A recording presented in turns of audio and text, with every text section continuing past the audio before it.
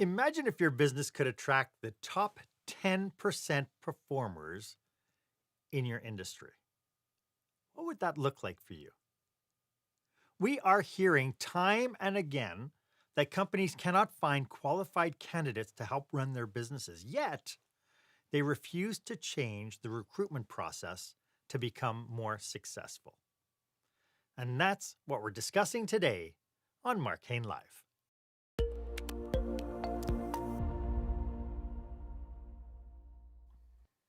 Welcome to this episode of Marc Haine Live. This is where small business owners and entrepreneurs pick up core skill sets to create the show-stopping, jaw-dropping experience that their customers and their employees deserve. I am your host, service expert and master of experiences, Marc Haine, and today my guest is talent attraction consultant, Bill Humbert. We will be talking about the difference between attracting candidates and acquiring talent. We'll talk about what needs to change in the human resource role, even if you don't have a human resource department. So stay with us. If this is your first time with us, I'd like to say welcome. If you find this episode valuable, I'd love it if you would check out our past episodes. You will find that they are chock-a-block, an absolute plethora, which means a lot, an absolute plethora of value. It's amazing the amount of experts that I've had on this show in 135 episodes, and it's everything that you need as a business owner to move yourself forward. So thank you so much for investing your time with us. I love having you here. Isn't it frustrating that you put all the time and effort into a recruitment drive, looking for the best people to help drive your business forward, only to get bits and dribbles? Where are all the great people, and why aren't they applying? So that brings me to our question of the day.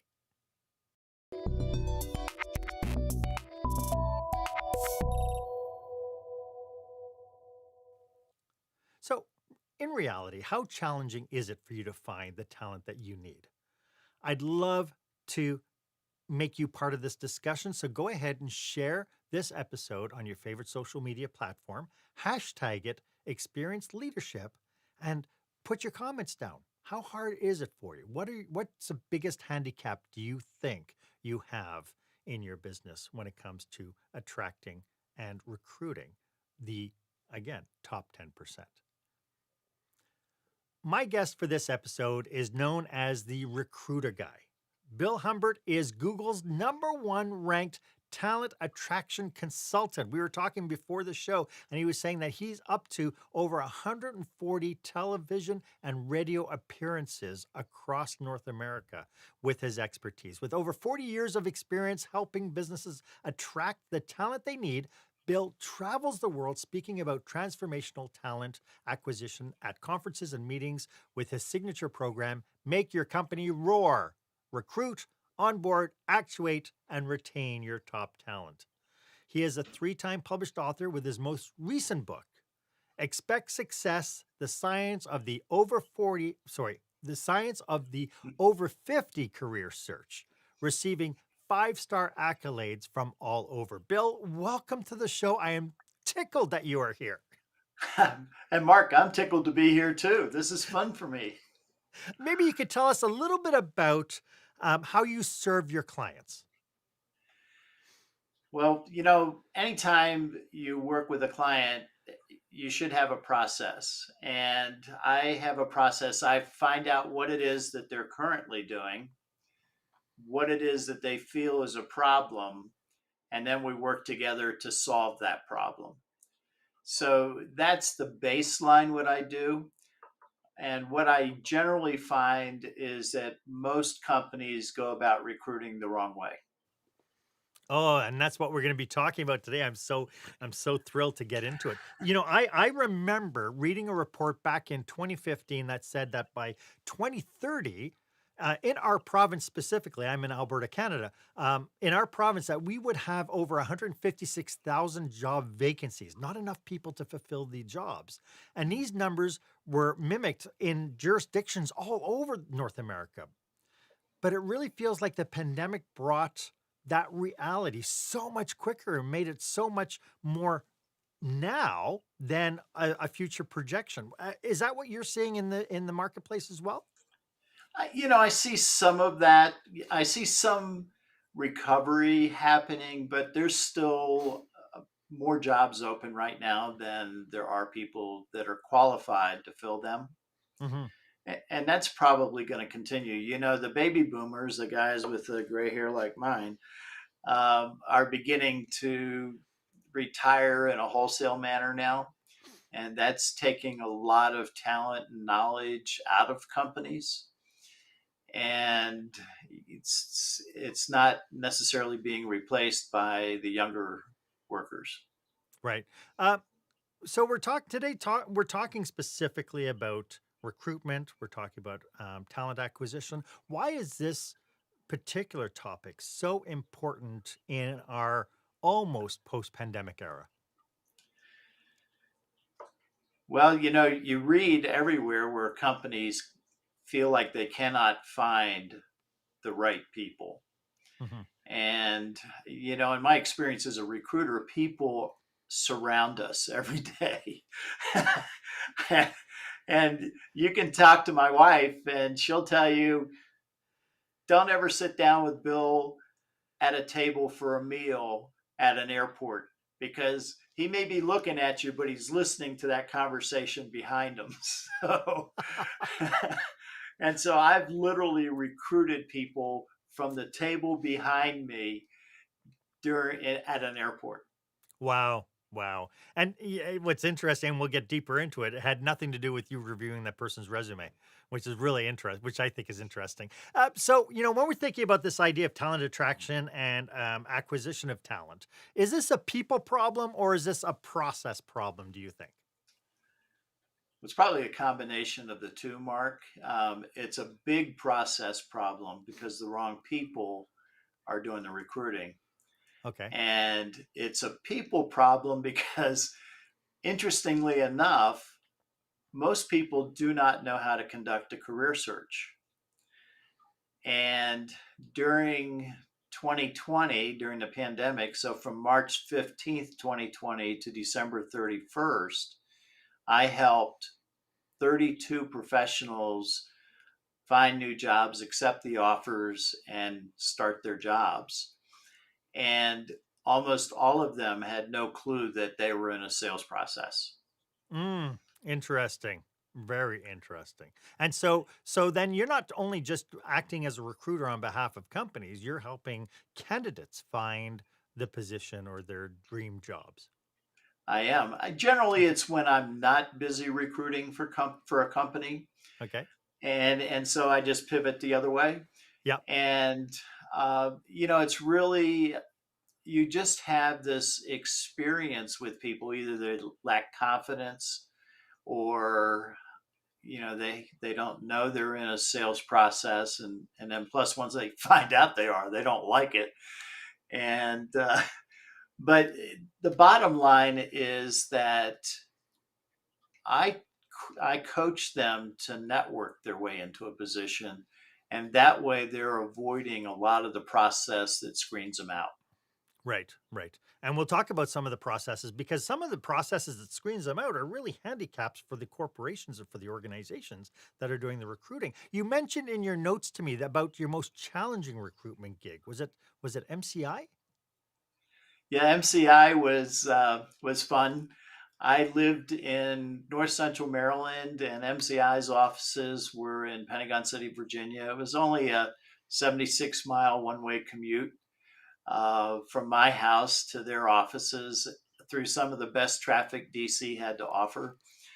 And I was telling somebody earlier, there was more than one morning I was on the GW Parkway next to Potomac and looking out, and the crew teams from George Washington and Georgetown were going faster than me on the GW Parkway. So Wow.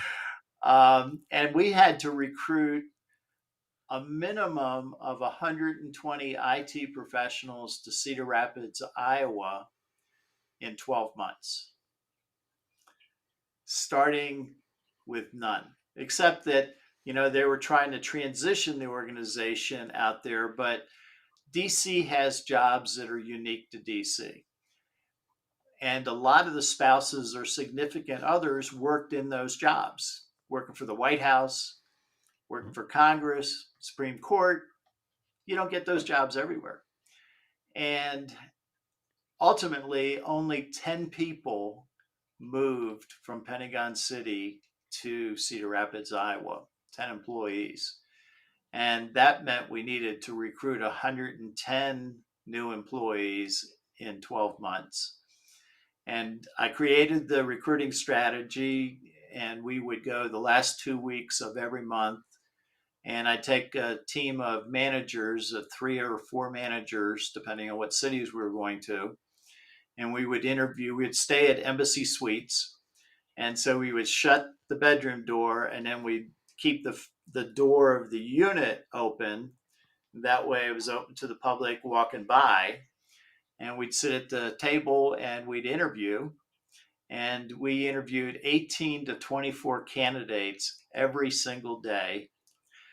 Every night, we made hiring decisions. And then once we made the hiring decisions, then I would send a note to Human Resources requesting permission to extend offers for those positions. And generally, they knew what was going on. They knew how important it was, because this was for commercial billing at MCI. Mhm. And so they would have somebody stationed there for those 2 weeks to respond to my email to give me the okay. And Marc, there were nights where a candidate during the day said to me, "Hey, if you want to call me as late as midnight with an offer, feel free." And I did. So cool. What you're talking about, kind of that whole system with MCI, it just brought a vision to my head of job fairs. When it comes down to recruitment, and I know that this is not even part of our notes, it's just something that occurred to me. But when it comes down to recruitment and attraction strategies, how important are job fairs? Are they reasonable? Have you had success with when you had these industry job fairs or community job fairs, that sort of thing? Well, first of all, you consider a job fair as primarily a marketing exercise Hmm. if you do it well. If you do it really well, so I'm going to give you a secret. Now, Marc, you can't tell any of your viewers this secret, Okay. because it's my Okay. secret. Okay. Okay. So we'll hold on a second. We'll just make sure nobody's around. Okay. I Okay, don't see go. anybody in my office. Okay. So what my secret sauce is to bring a manager with me Yeah. from the group that's looking. Now, it does two things. One, it sees what happens when I spend an entire day at a job fair and what I'm going through and the people that I'm seeing. But the second thing it does is I always get to the job fairs early. And if I don't like where my booth is positioned, I go out and say, "Hey, I'm one of the first ones here. Can I get one of the booths up here or over there?" And they go, "Yeah, what the heck? Nobody knows where they're going to be." And I never want it in that front row. I always want it back maybe 2 rows. And then the people there are fewer people coming by initially, and that way I'm able to spend time with them. And the other thing that I do with career fairs is most times the table is set up along the aisle, and so I turn it and I use all of the real estate inside my booth, and I welcome them in and get them out of the traffic. And and then when I have a manager there, if it's somebody that looks sharp, I am mean. What I do is I introduce the person to the manager, and I coach the manager earlier. And I say, if I introduce somebody to you that I think is really good, I want you to take them out of the hall and interview them either in a coffee shop or maybe in the lobby. and get them out of the flow of traffic so nobody else can get them. Right. Wow. Smart.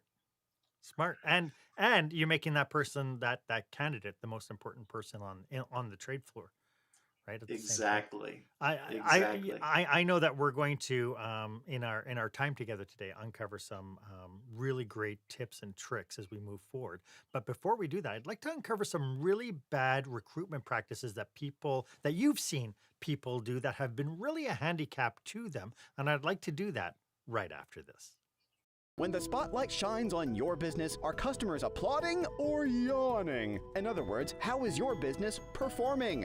Make your business a star with the new book, Lights, Camera, Action, Business Operational Excellence Through the Lens of Live Theater by Marc Haine. Marc uses his business and acting experience to help you see your business like a live show, so you can create a performance your customers will never forget. Buy Lights, Camera, Action today at your favorite online retailer or directly at marchaine.com.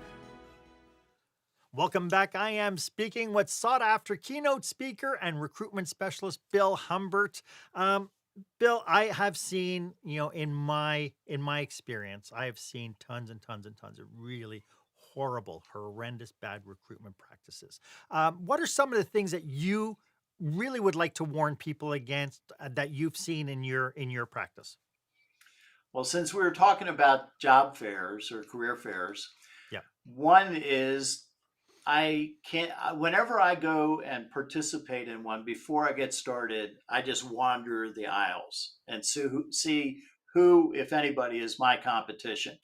And then what I do is I just watch what happens. And so often, people from human resources are representing their companies. And instead of looking up and meeting people, they're sitting at that table that goes across the front of their booth and they're working on their computer. I'm amazed.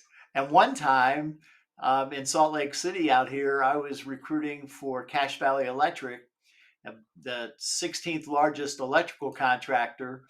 And I looked over in the other aisle and I could see the only electrical contractor that was in my competition. And he was asleep when the doors opened. And so what I did was I see people stop at his table and just kind of look confused and look around and they'd look in my direction and I'd go,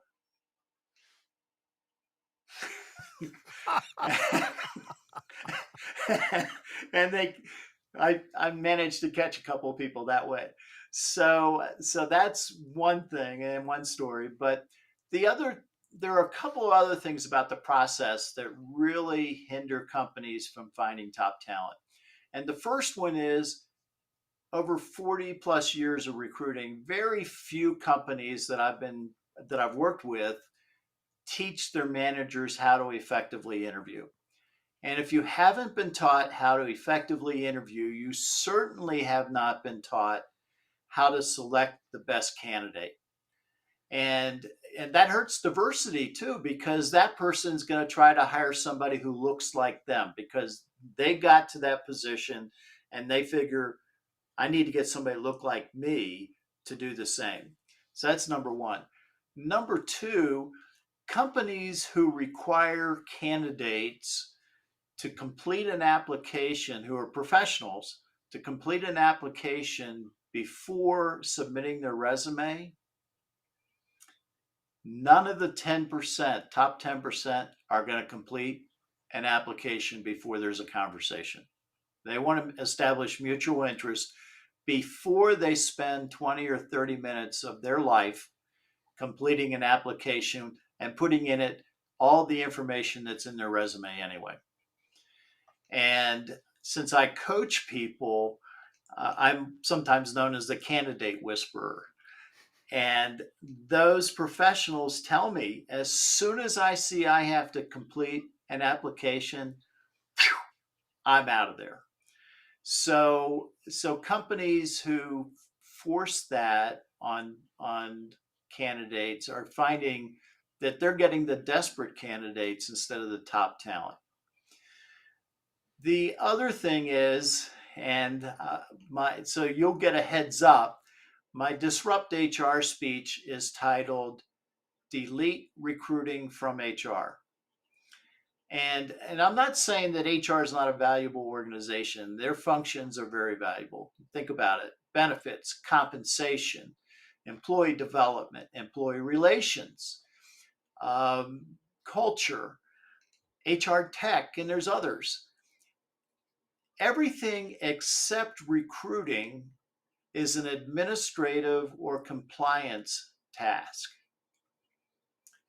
Recruiting mirrors the sales process perfectly, line by line.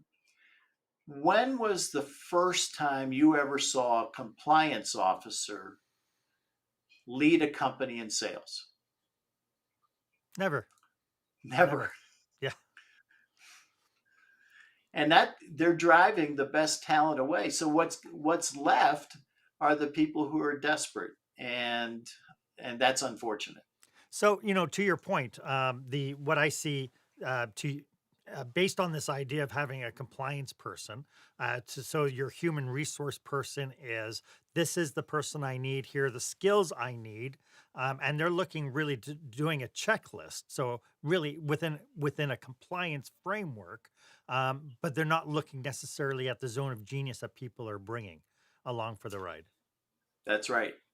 Exactly. Um, what role does job descriptions have when it comes down to recruitment and to actually knowing what you're looking for?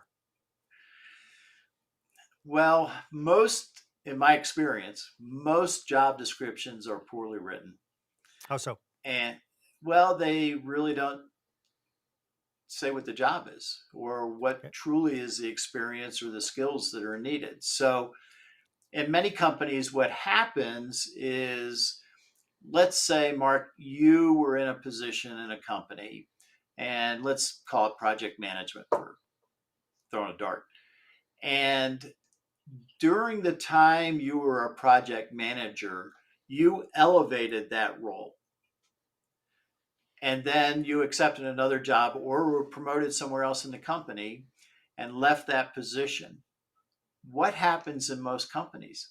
They pull out the old job description and they use it all over again, and they don't take into account how you improved that position. So that's number one. Yeah. Number two is they use that job description in their applicant tracking system to screen out candidates. So if you have a poorly written job description, you're hiring people versus that job description, and that means that you're hiring the wrong people. Right.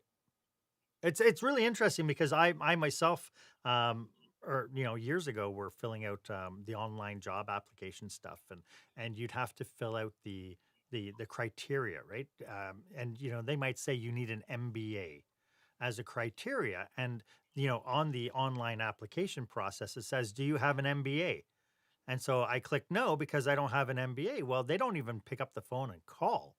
And it's like, are you kidding me? You're saying that my 30 years of experience is going to be quashed by somebody who's just out of university with an MBA? Do you know what I bring to the forefront? Right? What are the alternatives then to the way that we're typically now creating these systems? Because I mean, obviously, these AI-based systems that are there to find the perfect candidate are there to kind of get rid of the time it takes to review, copious amounts of irrelevant applications. So what can be done in its place? Well, first of all, it's important to create a job description that accurately describes the job. And what I suggest that's very different, but what I suggest is that you create the 3 month, 6 month, 9 month, and 12-month goals for that position. And if you do that, both you and the candidates know exactly what's expected that first year. And you only need to put 3 goals for each 6 or 3 month period. At the end of the year, doing an annual review is a piece of cake because you know they made the goals, you know they didn't make the goals, they may have made some of the goals, and you know why and why not. And I get a lot of pushback on that from my clients, but you know what it really means? They don't know what the job entails. And that's important. So that also is key to the interviewing process because now you know what skills and experience the people need, and you compare their experience and you create the questions during the interview for that. The second thing that happens is the ones that either have done it before or they haven't done it and it's not something they want to do, so they don't apply. So instead of getting 400 applications, excuse me, you're getting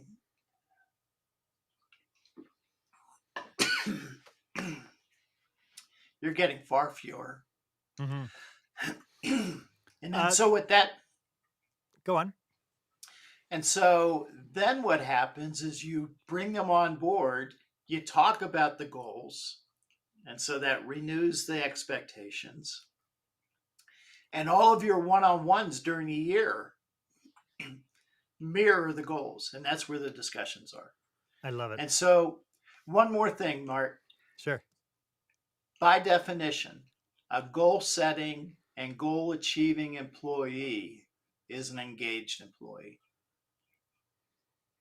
So it has ramifications past the hiring and recruitment side. It has it sets the foundation for the level of engagement that this person is going to get when they join your company and move you through kind of past the onboarding into the, what I like to call the forever boarding aspect of the business. Right. Yep. Yeah. Exactly. Very cool. So just to clarify, what is the difference between recruitment and talent acquisition? Talent acquisition, in my mind, is, excuse me, my voice is going out. Talent acquisition is the administrative process where you're screening candidates out. Okay. And I had our Harvard MBA that I was coaching, and they were so frustrated because they weren't getting any phone calls. And, it was a bit high level position. They were eminently qualified. And that was the reason they hired me to coach. And I said, well, just for curiosity's sake, send me the last job description that you applied to, and then send me the resume that you sent to that job description. And he did. And there is software out there called jobscan.co, C-O. And you can compare the job description and the resume and see what words are missing, for instance. And people call it artificial intelligence, but I call it artificial intelligence. Because it can't even tell the difference between past tense and present tense of the same word. And so if the job description is written in present tense and people write their resume in past tense, as they should, they get screened out. Wow. Well, this particular job description, for some mysterious reason, probably it was copied and pasted, the boilerplate, and at the bottom it said high school diploma required. How many Harvard MBAs do you know would put high school diploma on their resume? None. But to your point, I mean, this was probably a requirement for an entry-level job, and they wanted to make sure that people had the basic competencies that high school would afford them in order to come into this entry-level position. And to your point, this idea of copy and pasting without a strategy is really what hurt them, isn't it? It is. Yes. This is fascinating. Hey, Bill, for anybody who is tuning into this and thinking they would like to, maybe get you on side to help them with their recruitment process, how can people reach you? I'm really easy. I'm recruiterguide.com. And I do have a Calendly link on my homepage above the fold, Speak with Bill. And you can just set up a time and we'll talk. Fantastic. We've talked a lot about some things that people are doing and kind of solutions to that. Do you have like some real good, like top 5 best practices that you think organizations should adopt in order to become much better recruiters? Well, I'm going to make a lot of enemies here, Mark, but the good news is small businesses will resonate because they don't have a human resource department. Right. Delete recruiting from HR. It's a sales process. Reorganize it into operations. Operations understands sales. Operations has sales managers. And so if something's not working, operations can fix it.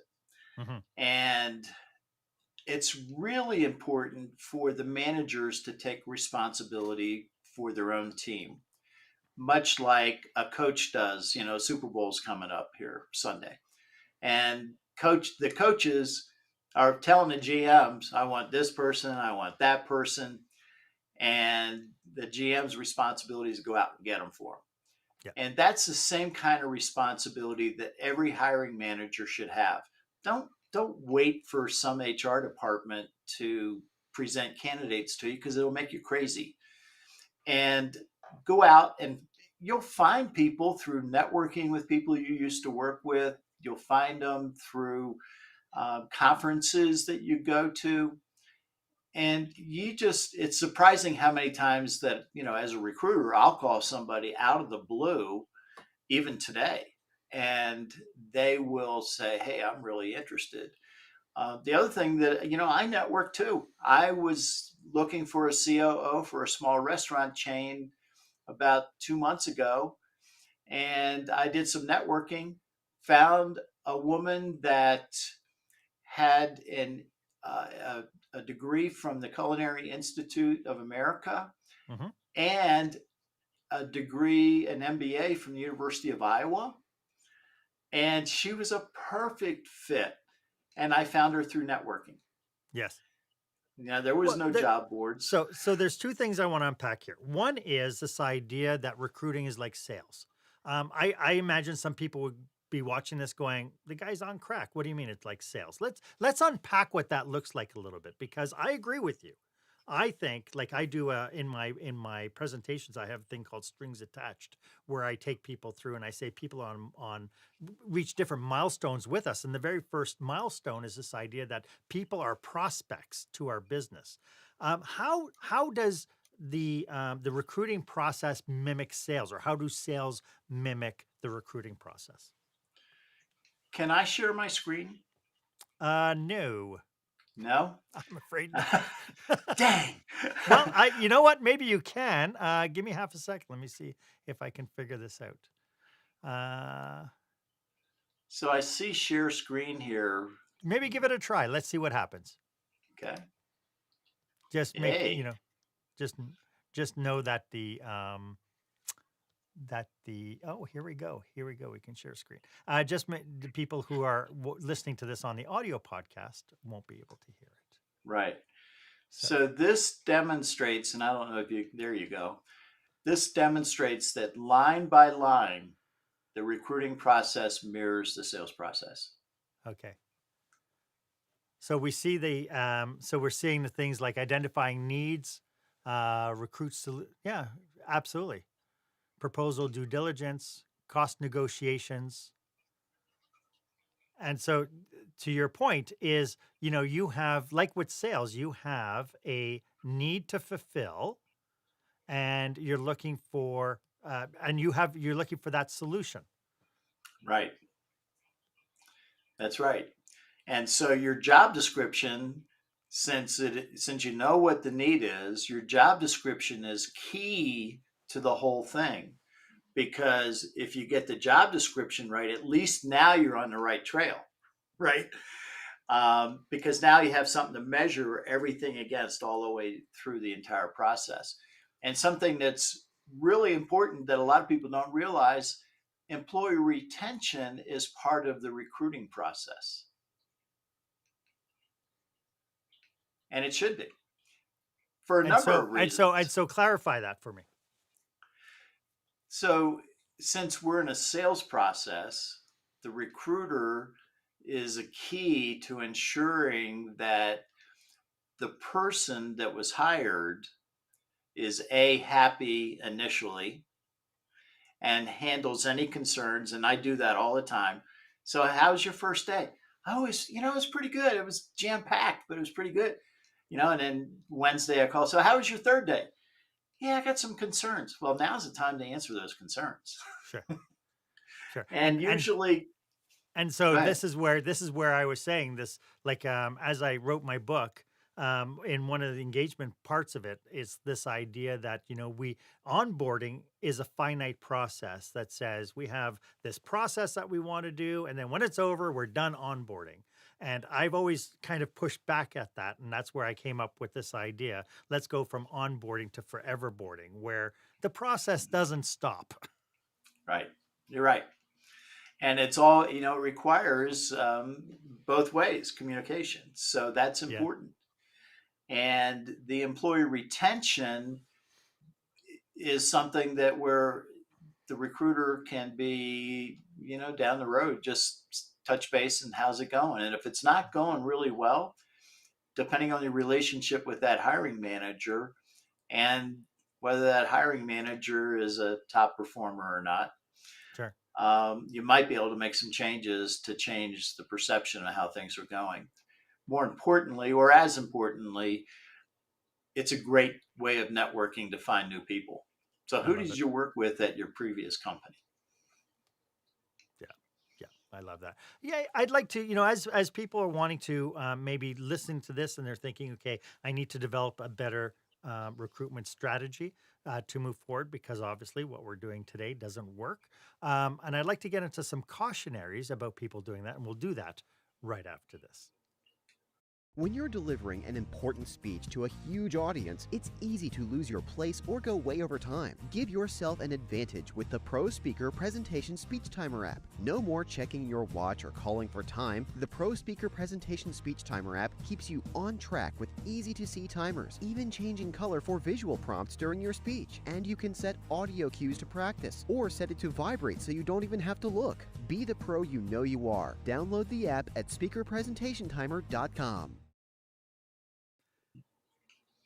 Welcome back. I hope you are getting a ton of value from today's episode. As you can tell, Bill and I are super passionate about today's topic. If you belong to an organization that could use our help, or you might be planning a leadership retreat or a conference, why don't you go ahead and drop us a line and explore how maybe we can serve you, because I know we'd love to explore how we could be of service to you and your people.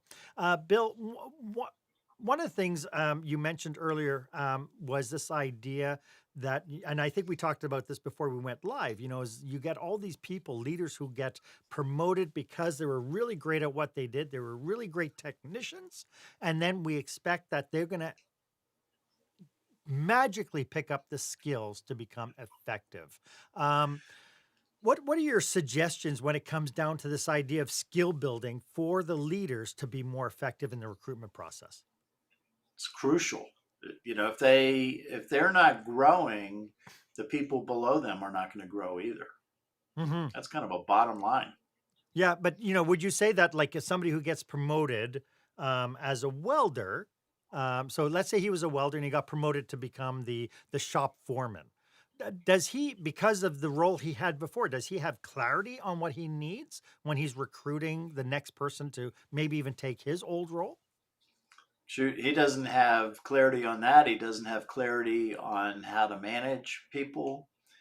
There's all the responsibilities of a manager. Many times those responsibilities take away the day-to-day work. And, sales is a great example to use, because a lot of companies decide that they want to promote their best salesperson to sales manager. Well, the skills that make them the best salesperson are sometimes the ones that work against them as a sales manager.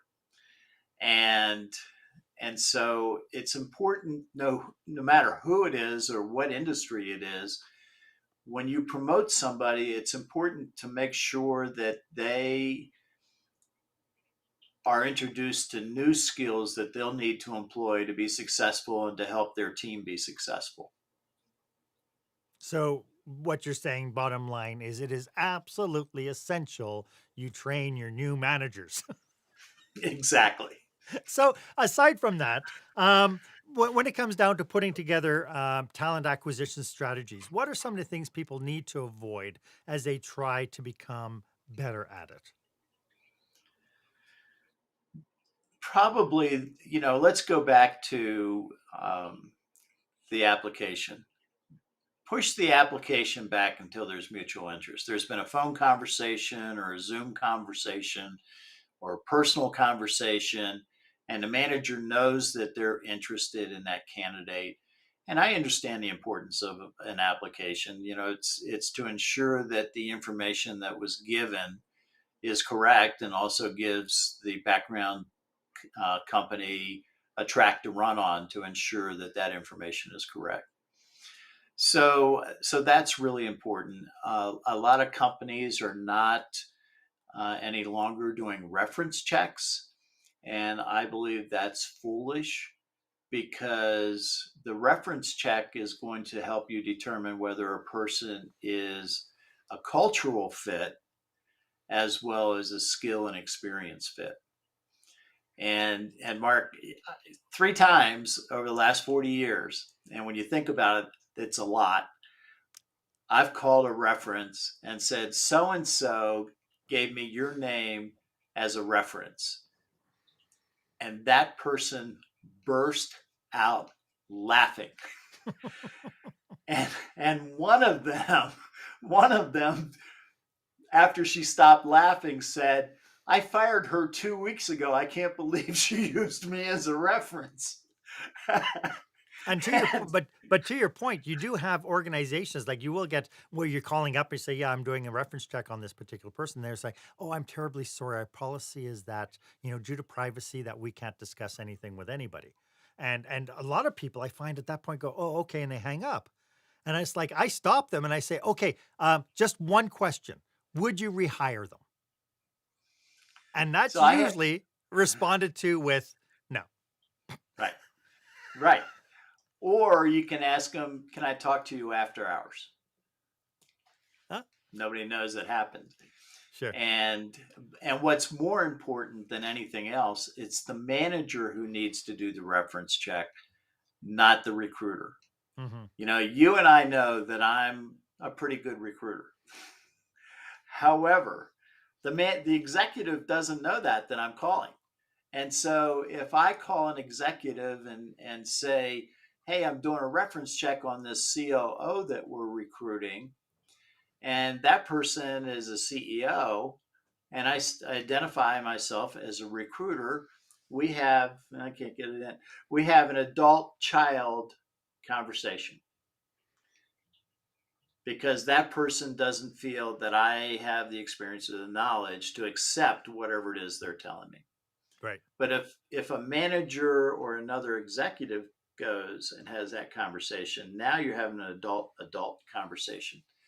Gotcha. And that is when they're going to get the real dirt So and it's the about really people good being able to stuff. see eye to eye, right? It's about Exactly. yeah, yeah. Yep.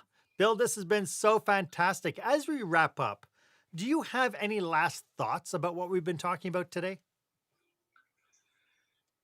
Well, by definition, attracting people is better than trying to reach out and acquire them. Mhm.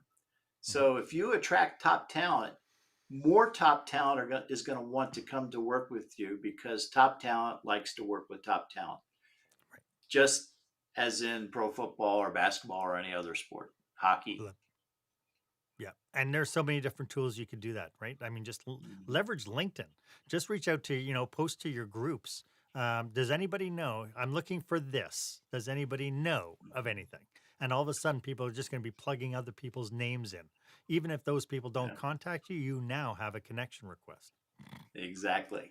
This has been Exactly. fantastic. Could you remind everybody one more time how they can get hold of you, Bill? I am recruiterguy.com. And if you want to talk with me, just click on Speak with Bill. It's above the fold on my homepage. And I love to chat.